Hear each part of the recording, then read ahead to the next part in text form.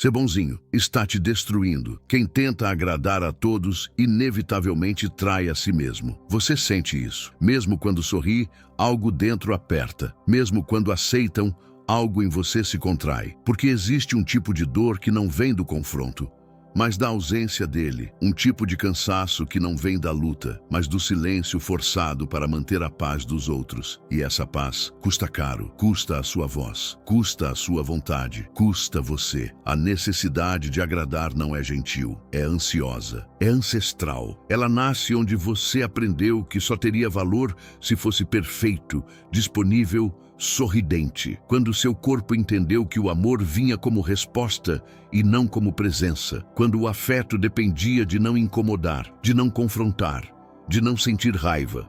E o bonzinho surgiu como um escudo emocional, como uma armadura feita de concessões. Mas o que acontece quando você passa a vida inteira evitando desapontar e no processo se desaponta? Quando você diz sim para o mundo, mas não para si mesmo, quando a bondade vira máscara. E essa máscara, por mais elogiada, começa a sufocar. Sêneca avisou: enquanto nos preocupamos em agradar os outros, esquecemos de viver como devemos. E o tempo não espera sua autenticidade acordar. Ser bom não é se apagar. Ser bom não é calar. Ser bom não é servir ao custo da própria saúde emocional. A bondade verdadeira nasce do alinhamento, não da obrigação. Marco Aurélio dizia: você tem poder sobre sua mente, não sobre os desejos alheios. E talvez seja esse o início da libertação. Lembrar que agradar a todos não é virtude. É um pacto silencioso com a própria invalidação. Este vídeo é para você que tem se sentido exausto por ser bom demais. É para você que sente que sua luz só brilha quando ninguém se incomoda com ela. Hoje, vamos quebrar esse ciclo. Vamos desconstruir o arquétipo do bonzinho espiritual e revelar 7 atitudes estoicas que restauram o poder interno, sem culpa, sem dureza, apenas com verdade. Se esse conteúdo já tocou algo dentro de você, inscreva-se no canal, curta este vídeo e ative as notificações. E se a ansiedade tem feito parte do seu caminho, o primeiro link na descrição é um convite de cuidado. O e-book Ansiedade sob Controle foi criado para quem está cansado de se perder, tentando manter todos os outros por perto. Porque você também merece estar inteiro. Você também merece voltar para casa. Tópico 1. O trauma vibracional escondido por trás da necessidade de agradar. A compulsão por agradar não é gentil, ela é ferida. Uma ferida antiga, muitas vezes invisível, que aprendeu a se disfarçar de gentileza. Quem vive tentando agradar todo mundo quase nunca foi verdadeiramente visto. Essa necessidade de ser aceito a qualquer custo é o eco de rejeições precoces, às vezes tão sutis, tão silenciosas, que nem foram percebidas como trauma. O bonzinho não é naturalmente assim. Ele foi moldado assim. Ele é o adulto que, em algum momento da infância, percebeu que agradar era mais seguro do que existir, que ser útil era melhor do que ser espontâneo, que sorrir mesmo sem querer evitava conflitos, evitava abandonos. A mente gravou isso como estratégia e o corpo como padrão. A neurociência já confirma: o comportamento de submissão e fobia ao confronto não é apenas emocional, é químico. A mente associa confronto com ameaça e o corpo responde com ansiedade. O sistema nervoso entra em estado de alerta, o cortisol sobe e o silêncio, por mais nocivo, parece mais confortável do que a possibilidade de ser rejeitado por discordar. Há uma prática que pode iniciar a quebra desse ciclo: a meditação estoica com a pergunta silenciosa: se ninguém aplaudisse, o que eu ainda faria? Essa pergunta não exige resposta imediata, ela apenas convida a reconhecer onde termina o amor e onde começa o vício em aceitação. Imagine um pássaro. Ele canta todos os dias, mas de repente começa a cantar apenas quando há plateia. E aos poucos esquece o som da própria voz. Esquece por que cantava, esquece quem era antes do aplauso. Assim é com quem vive para agradar. Vai se afastando de si, sem perceber. Essa jornada está apenas começando.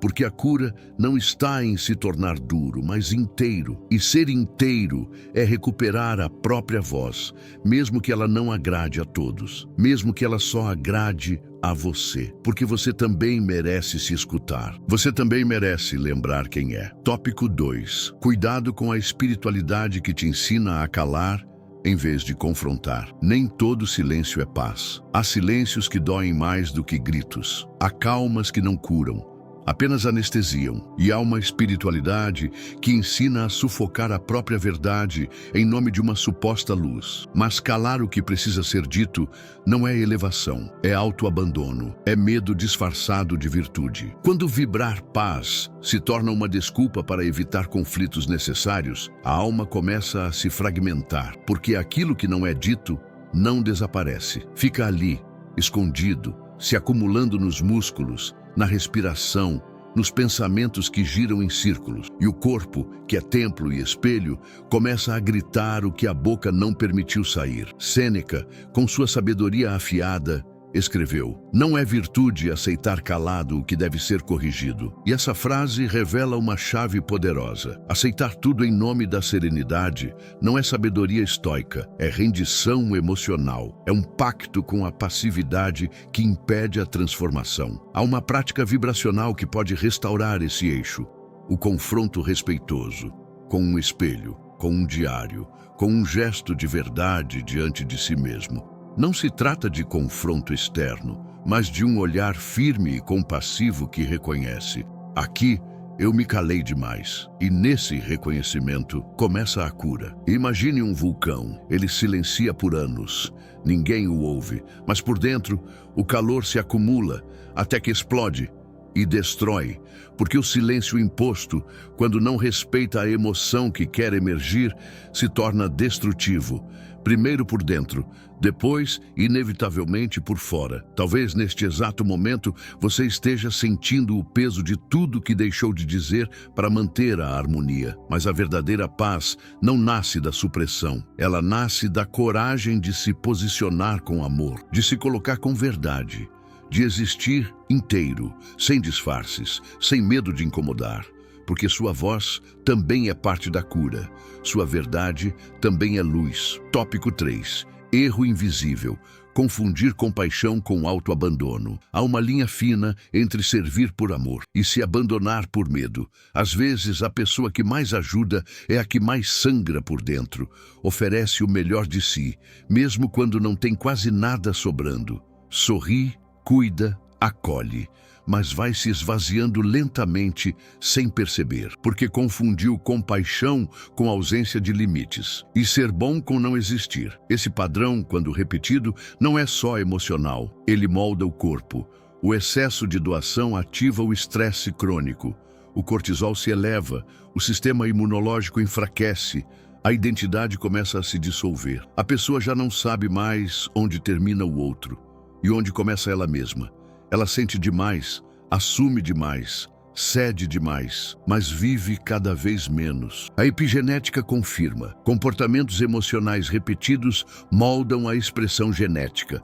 Isso significa que quando você se abandona todos os dias em nome do outro, seu corpo entende esse abandono como normal e começa a responder com sintomas: ansiedade, insônia, cansaço inexplicável, desconexão. Existe um ritual que pode iniciar o retorno a si, o limite emocional silencioso. Não é grito, não é imposição, é vibração, é um não dito com firmeza interior. Um olhar que respeita o outro, mas, acima de tudo, se respeita. Porque compaixão sem limite é autossabotagem. E empatia que fere a si mesmo não é virtude, é vício. Imagine um copo. Se ele transborda, não está cheio, está negligenciado, não foi cuidado, foi esquecido. Um copo que transborda não serve, ele molha tudo, bagunça tudo, se perde de si. Assim também é o coração que dá demais, sem se nutrir. Se em algum lugar do seu corpo você já sente o peso de dar demais, talvez essa seja a hora de voltar, não para deixar de amar, mas para se incluir no amor que oferece.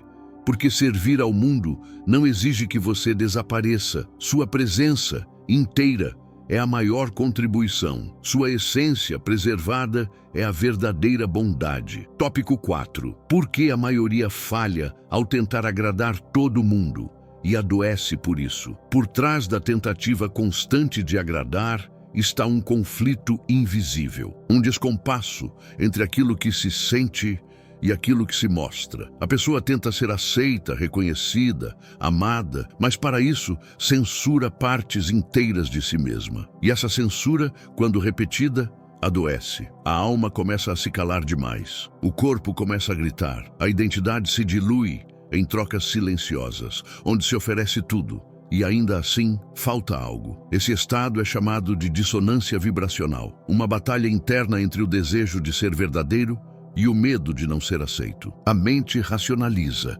o corpo sente e os sintomas surgem. Ansiedade, tensão muscular, insônia, hormônios do estresse circulando todos os dias como se fosse preciso lutar por espaço dentro da própria vida. Agradar por medo não é escolha, é reação. É uma forma sofisticada de sobrevivência. E quanto mais você vive nessa dinâmica, mais perde de si, porque aos poucos o outro se torna centro e você, um satélite girando ao redor de expectativas alheias. Há uma prática que traz luz a esse padrão. Escrever o nome de 3 pessoas que você tenta agradar por medo, não por amor. Apenas reconhecer já é um início, porque clareza traz poder, e o que se nomeia pode ser transformado. Marco Aurélio dizia: você deve viver de acordo com a natureza, não com a expectativa. E sua natureza não é mutável como um camaleão. Sua essência não foi feita para ser adaptada a cada ambiente. Sua verdade precisa de raízes. Porque quem muda demais para se encaixar, esquece quem é. Imagine um camaleão. Ele sobrevive sim, mas em sua constante mudança perde o hábito de se reconhecer. E sem reconhecimento interno não há paz possível. Só um cansaço profundo de tanto tentar pertencer. Se você sente que tem vivido se adaptando mais do que vivendo, talvez agora seja a hora de parar, respirar e lembrar: você não precisa agradar todo mundo para ser amado. Só precisa parar de abandonar a si mesmo, porque a aceitação mais curativa não vem de fora. Ela começa quando você volta a se escolher. Tópico 5. A bondade que destrói. Quando dizer sim é uma forma de covardia vibracional. Nem todo sim é amor. Muitos sims são medo. Medo de perder, medo de decepcionar, medo de não ser mais necessário. Há uma forma de covardia vibracional que se disfarça de generosidade. É o sim automático, aquele que sai antes mesmo que o coração tenha tempo de consultar a verdade. Dizer sim quando se quer dizer não é um tipo de abandono.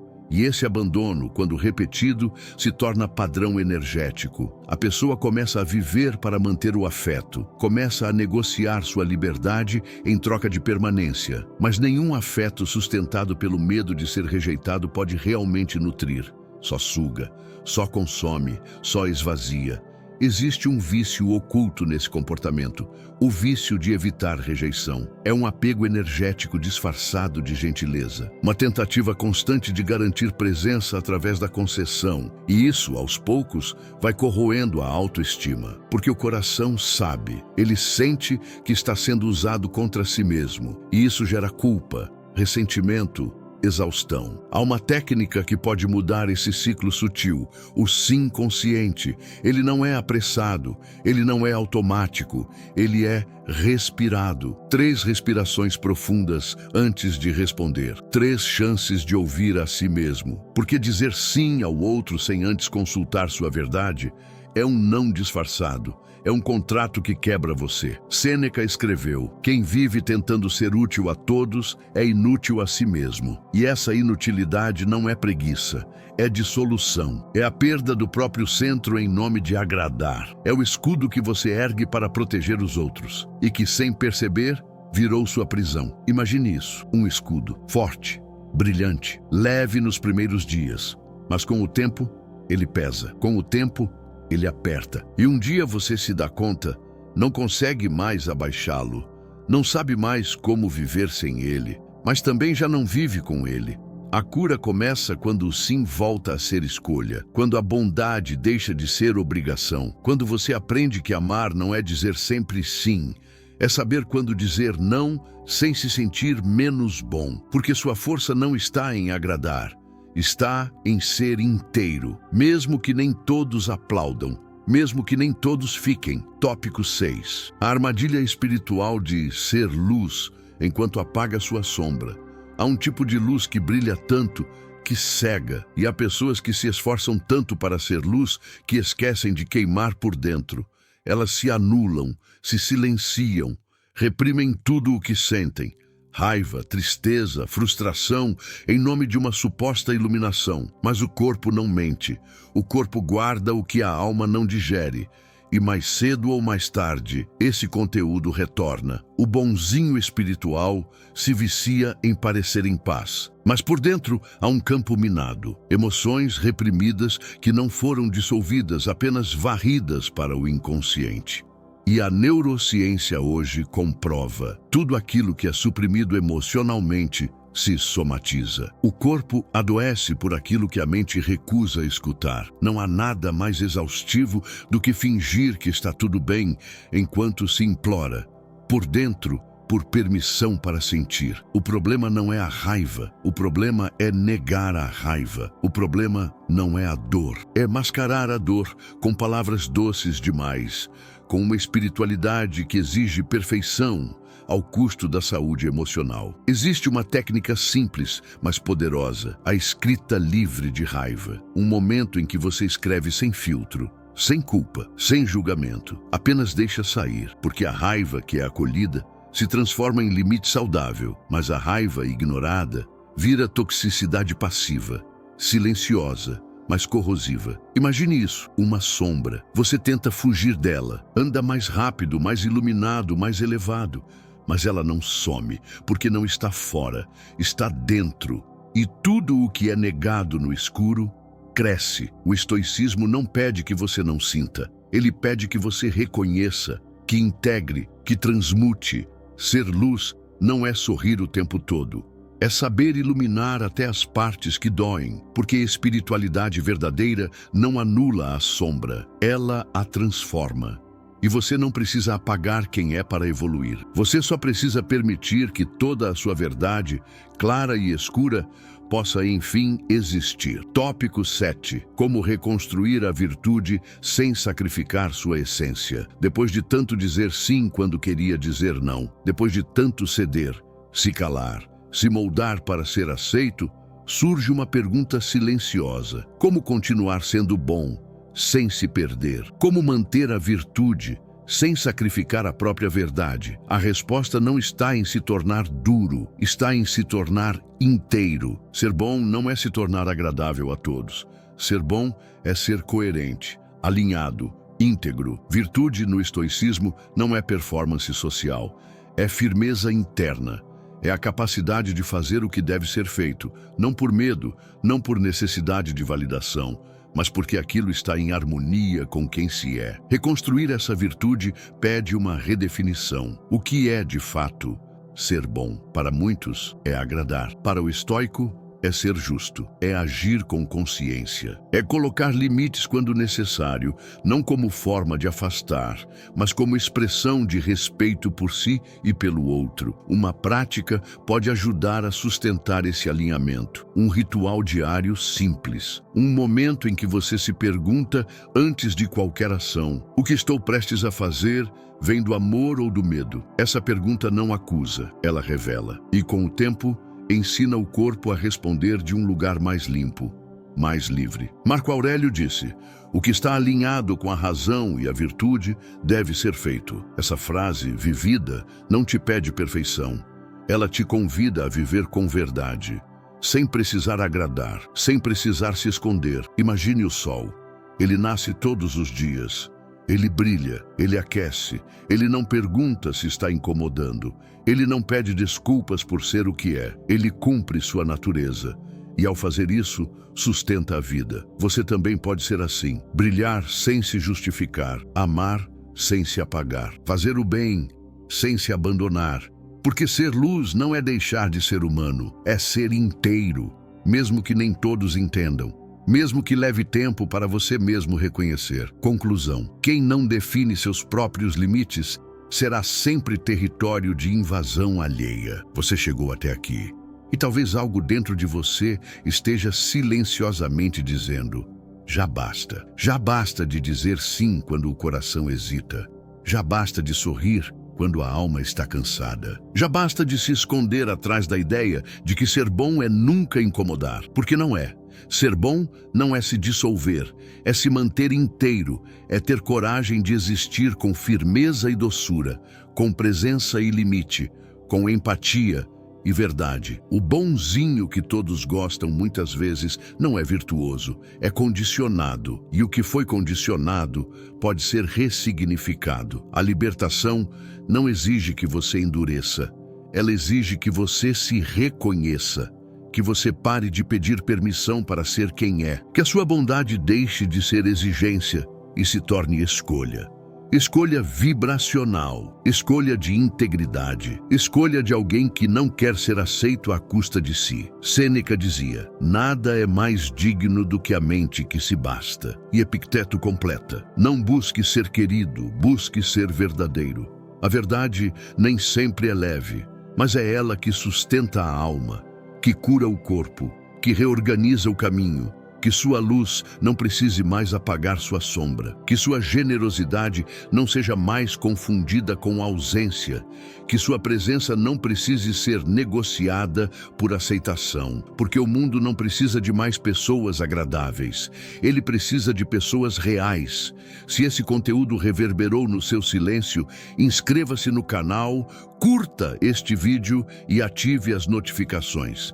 E se a ansiedade ainda sussurra que você precisa agradar para ser amado, clique no primeiro link da descrição. O e-book Ansiedade sob Controle pode ser o ponto de partida para uma reconciliação com sua voz, com seu limite, com sua verdade. Você não foi feito para desaparecer em nome da paz. Você foi feito para existir em nome da inteireza. E essa inteireza começa agora.